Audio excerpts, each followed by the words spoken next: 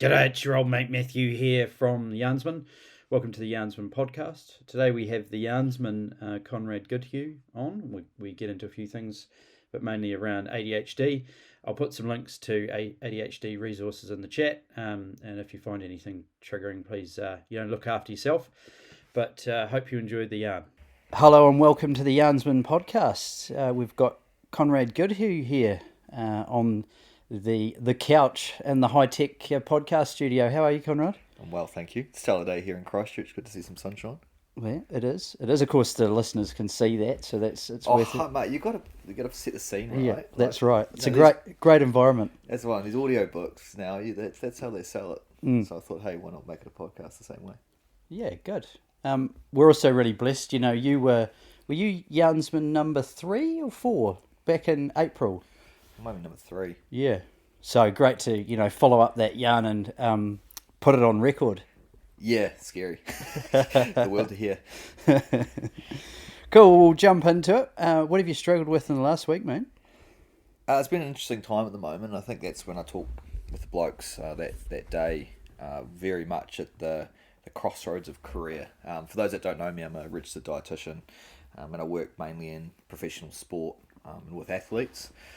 But with the way the world's going and the way healthcare is supported / not supported, it makes it very difficult for us to gain and create a business or opportunity for us to actually have a comfortable income for the input. So I guess it's still just toying with what does the future look like for me when you've put in 8 years of study plus 7 to 8 years of experience now to still feel like I'm truly in its infancy. I feel like I'm hustling every day, and then looking at other options of whether it's worth pursuing other career choices. So very much at the fork in the road at the moment. When pressures, I'm 32 and family needs to be started thought about if that is going to be an option. So I guess as a man trying to figure out, be the person, the support person at home makes it really difficult with our job and what we do.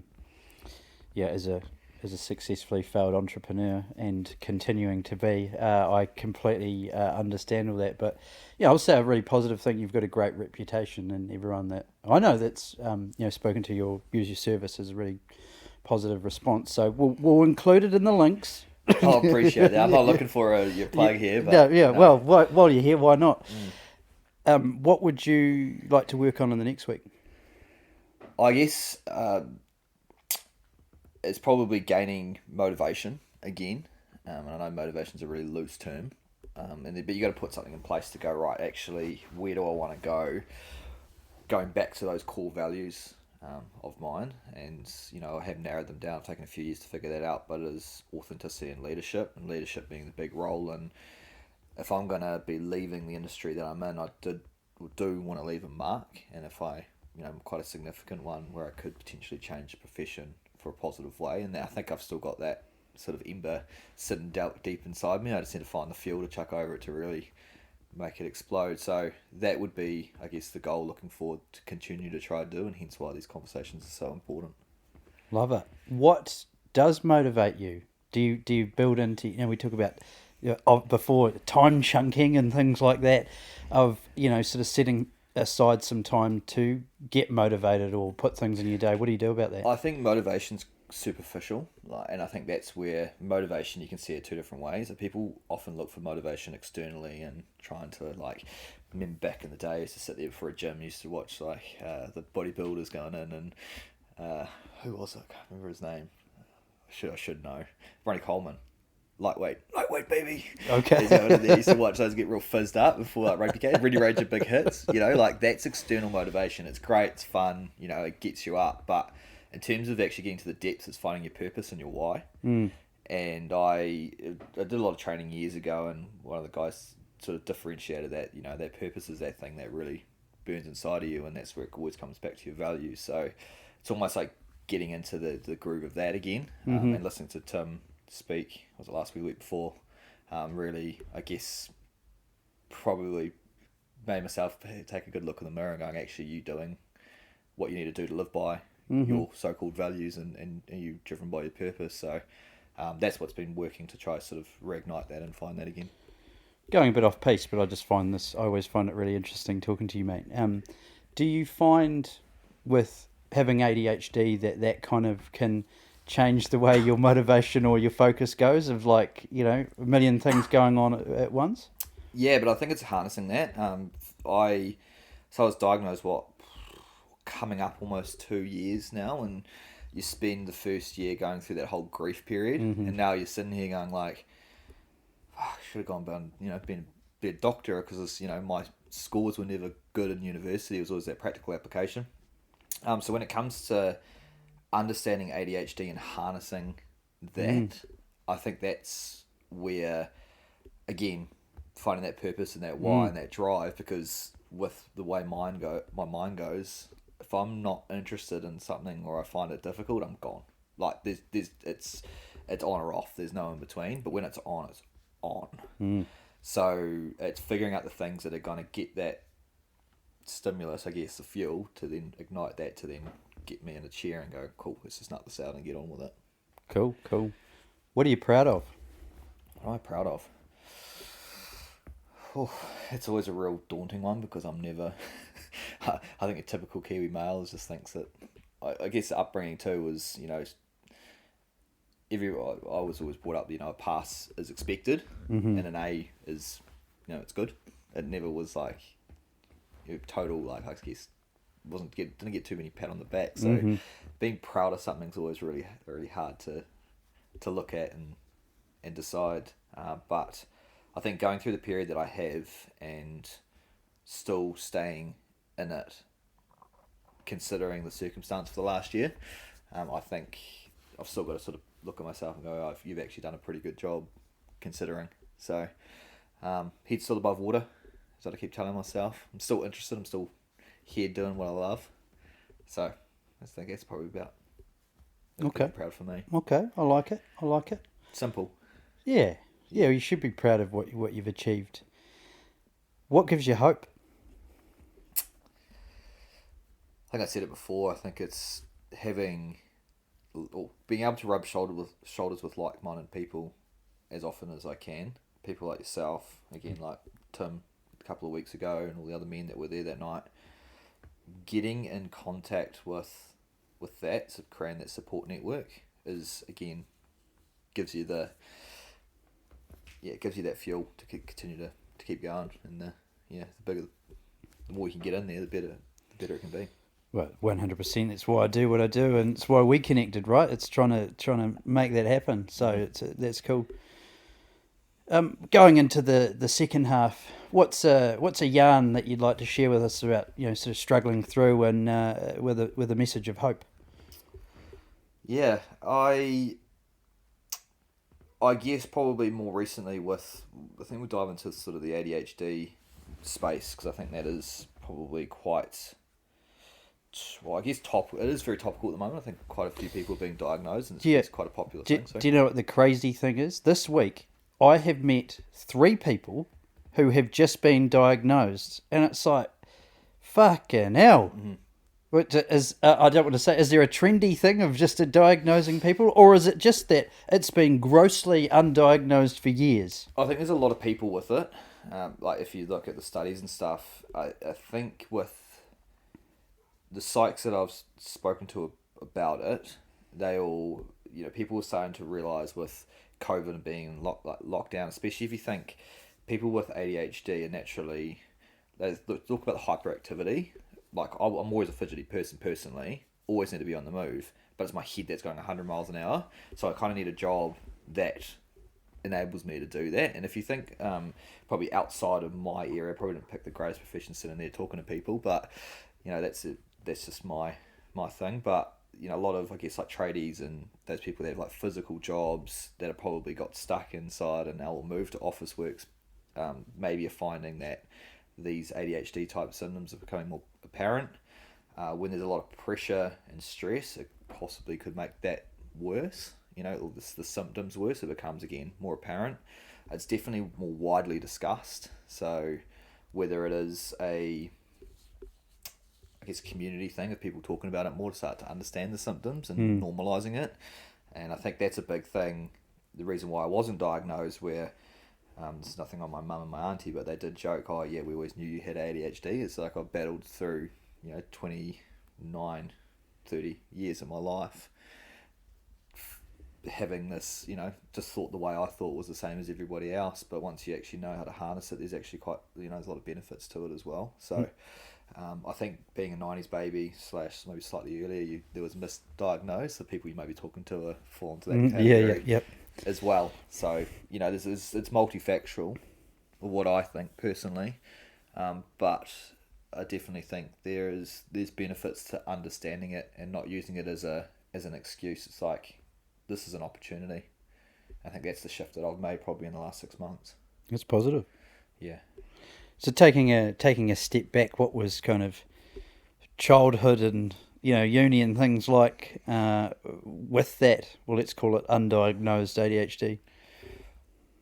Always sporty, always active. I tend to do well at school purely because I did have a good support. I was diagnosed with dyslexia as well, young. Right. Whether it was ADHD related or not, I'm not sure. But so I got a lot of, I guess, English and that support. Still awful at it now.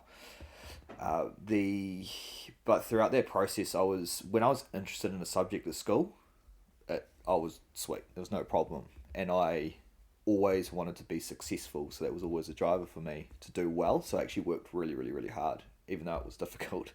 But when we did the ADHD diagnosis, we actually put up on my old school reports.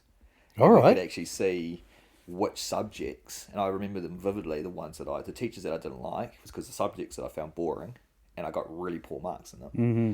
So when you look, I was either a pass, like a pretty strong pass, or tried really hard, or it was a fail. Or obviously some of the papers would have boring bits entwined with them, so I didn't kind of half pass them. So it's really interesting when you look and reflect on school and university and that sort of thing as well, that the boredom element is really, I'm trying to think of the word for it, but really just like Achilles heel big time. So you have to be stimulated and actually want to do it because you are constantly chasing dopamine. But now it's like, since the diagnosis, and now I've been now I'm on medication, changed completely.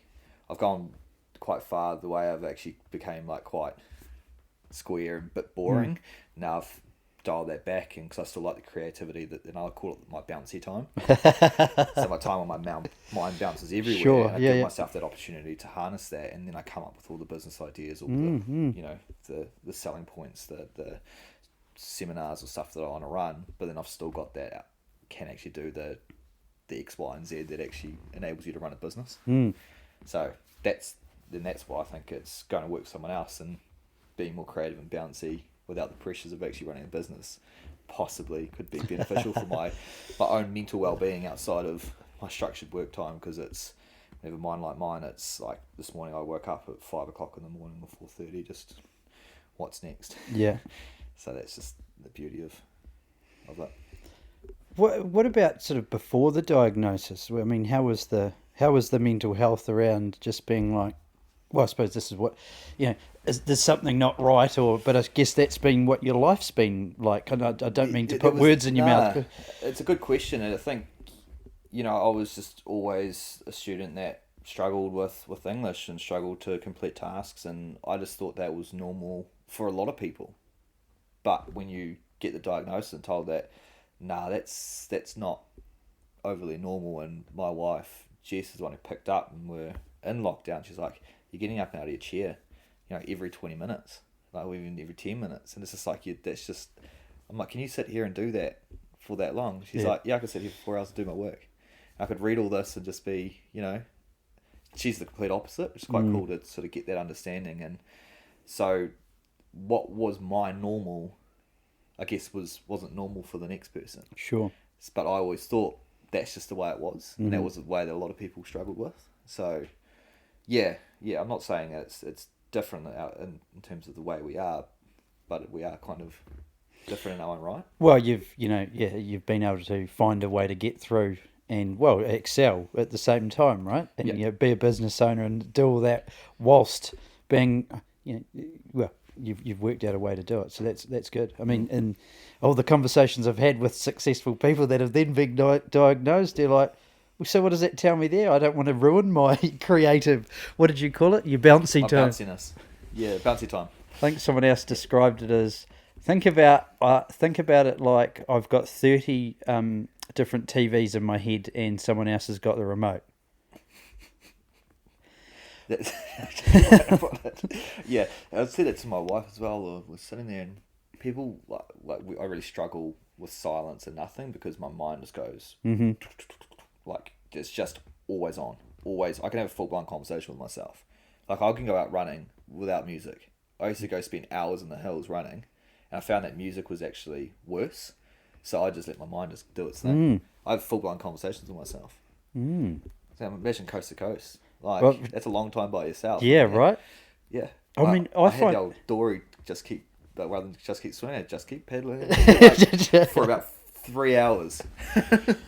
I find it hugely interesting because I like to let my mind roam.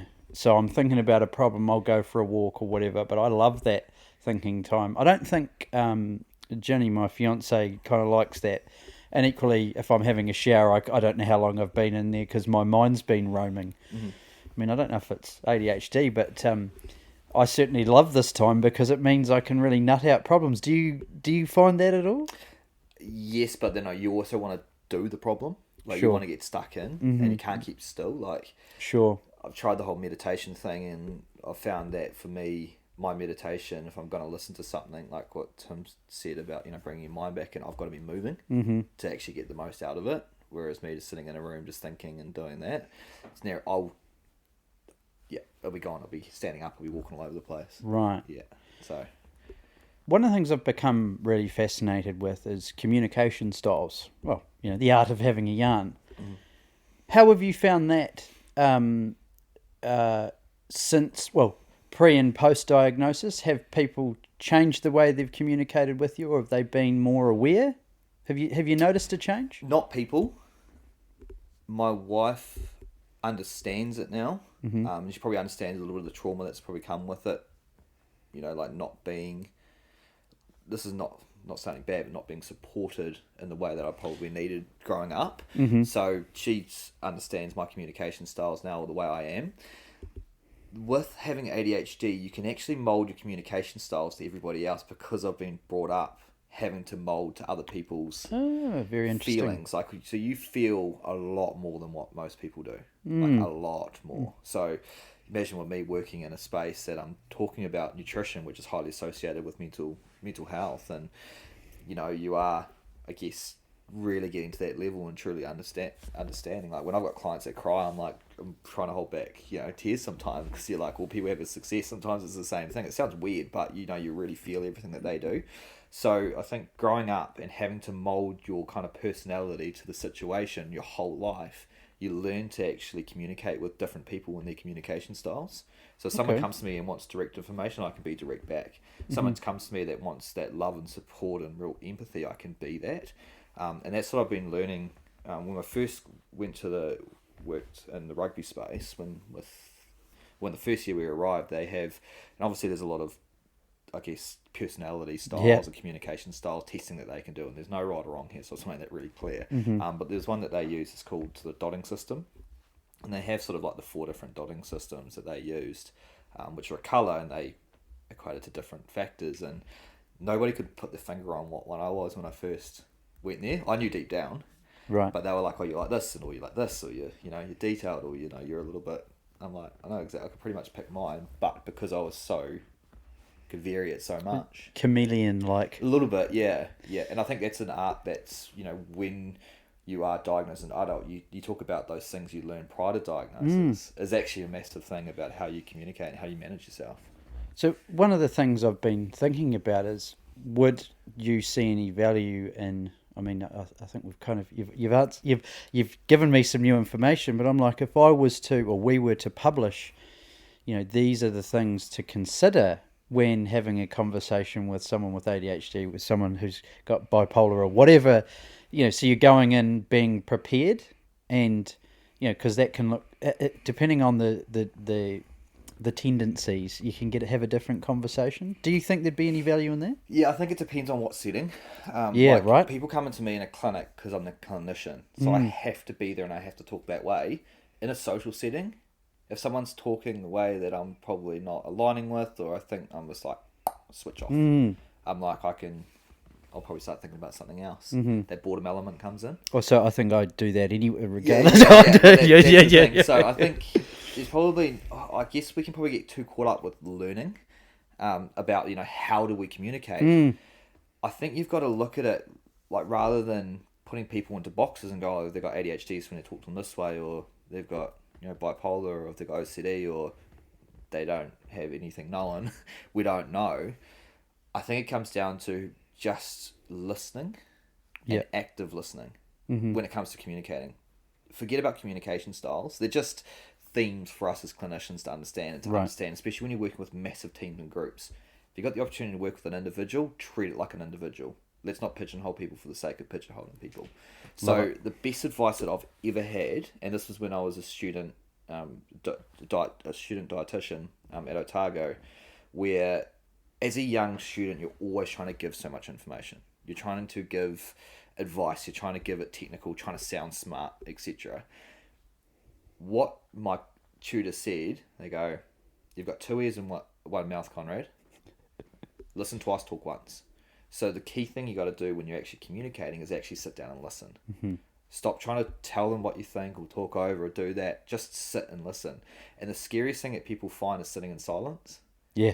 Especially when that dead space, and a wife's a classic, she talks about stories at work, and she's a real chatter. Loves to chat, loves to talk. I said, just take a breath, especially when you're working with students and giving them the opportunity and giving people time and space to actually think and get out what they need.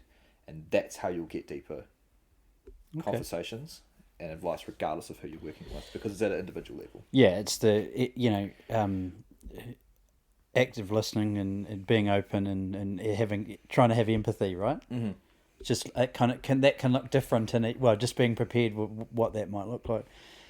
I wondered what advice you might have for someone who is perhaps thinking they might have ADHD tendencies, or for that matter, their partner, family, or friends, colleagues thinking that person might have specific tendencies. What advice would you have? There is an online quiz that's validated. So if you got ADHD, I think it's .co.nz, there's literally a self-questionnaire that you can take.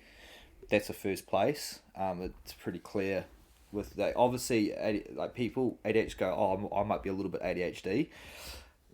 You either have ADHD or you don't. Yep, you might have symptoms of ADHD, but actually the depth that it runs and the I guess the relationship issues that you can have, the self-doubt issues that come with it, all these things that are associated with it is what kind of the tests will pick up on some of that stuff.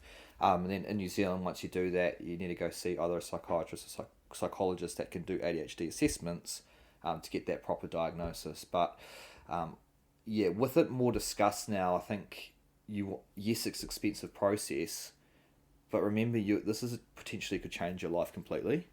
And people go, oh, it's too expensive, I don't want to do it, I'll just pretend I've got ADHD. But it's like, what if you don't as well? You might have ADHD symptoms because stress comes out certain ways. People have busy minds. We're living a fast-paced lifestyle that we're always on our phones, we're always distracted. That doesn't mean you've got ADHD. So I think it's important that you actually get the proper diagnosis if that's the path that you want to go down. Then and then you can manage that. In the first place is the quiz, and if the quiz says no, it's probably a high chance it's not even worth pursuing. Then if it's like, oh, the quiz says, hey, you probably should see someone about this, go and investigate that, and then the psych and the psychologist and the psychiatrist can do the assessment they need to. I mean, I think that's really helpful stuff there. Now, just one further question around that kind of assessment. I'd heard that there's quite a waiting list around assessment. Is that just the difference between private and public, or is that just the process? Public's because public is you're going to essentially get it paid for. I'm not sure, there might be a small cost associated, but if you go private, it is much more expensive. And the waiting list, because it's become discussed more, people wanting to be diagnosed, hence what those waiting lists are really, really long. And how long did I wait? I think I was about sort of 4 to 6 months, right? And I got mine early compared to some people are waiting longer. So yes, there is a wait, But again, if you're like it, it's one of these things that if you want to do it properly and you want to commit to it, like anything, like nutrition, like if you break a leg, you're going to commit to get yourself right, aren't you? So it's about understanding what's going on, and ADHD is just a neural, not even an injury. It's like so I call it superpower. Well, yeah, That way of life. It's a way of life. Yeah, Yeah, yeah. it's who you are. Yeah. Like just like I see you wearing glasses. Like that's you wear glasses because you need help with your eyesight. Same way that it's just different mechanisms. This is what we're starting to understand in this space. So yes, there's a weight. Yes, it's hard. G'day, it's your old mate Matthew here from the Yarnsman. Welcome to the Yarnsman podcast. Today we have the Yarnsman Conrad Goodhew on. We get into a few things, but mainly around ADHD. I'll put some links to ADHD resources in the chat, and if you find anything triggering, please look after yourself. But hope you enjoyed the yarn. But if you want to do it, this is just a commitment that you may need to consider looking into. Yeah, well, it sounds like if you're slightly curious about that or skeptical of that, go and take that online assessment. I think we can put the link in the podcast. But Conrad, thank you so much, mate. Another bloody good yarn. Really appreciate you. And thanks very much. No problem. Thanks for having me, and all the best. Cheers.